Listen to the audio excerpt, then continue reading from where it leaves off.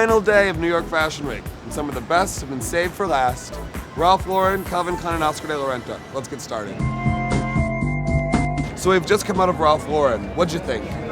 Well, I think Ralph is so good at producing what his customer wants. He's so true to himself, and yet every season he enables himself to push fashion forward. This season he showed lots of suede, he showed white linen suits, he showed white cotton shirts, he showed a sort of romantic spirit which was so Victorian. It had all these puff sleeves, fitted waists, with a little of that sort of urban cowboy thrown in.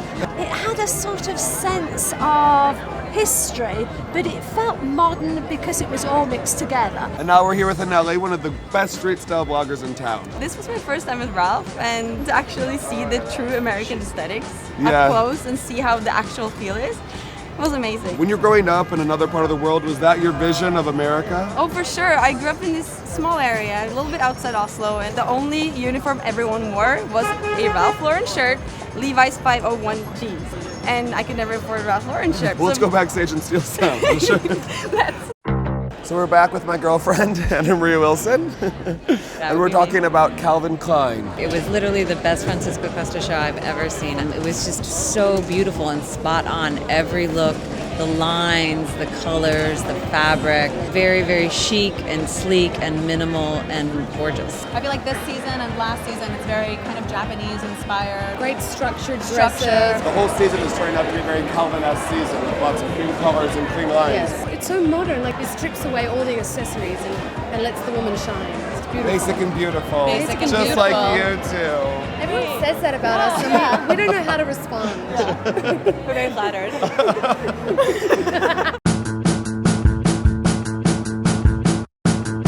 And now for the last show of the day, of the week, of the New York collections. What did you think of Oscar de la Renta? Well, he does lady like no other. The gowns at the end were absolutely epic and amazing, and they give you sort of Audrey and the Sabrina days. There's, flamenco flourishes.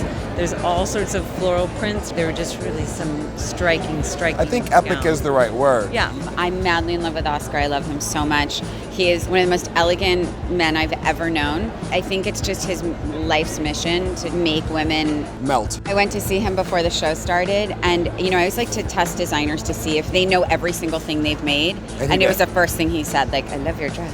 Thanks. Do you know what I mean? I did that to Mr. Valentino once, and it worked. And it was a dress from 30 years ago. Those guys know what they're doing. Yeah, they do, and it just shows that they touch every single piece. They create it, they build it, they remember it, and they're close to it.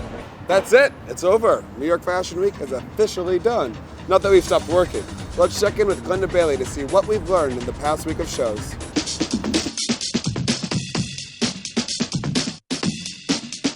It was one of the best fashion weeks I've seen in years. New York is really thriving with great design talent. And I think so many of the designers are feeling so optimistic and feeling sort of almost a need to go back to basics, a return of nature. Key trends, everything is much softer. Everything has a fluidity to it. So whether it be soft pants or soft blouses or soft shirts, lots and lots of trench coats, a very pared down look, more elegant shoes, very elegant handbags, mismatched colours and plenty of white. It's the sort of thing a girl wants to wear.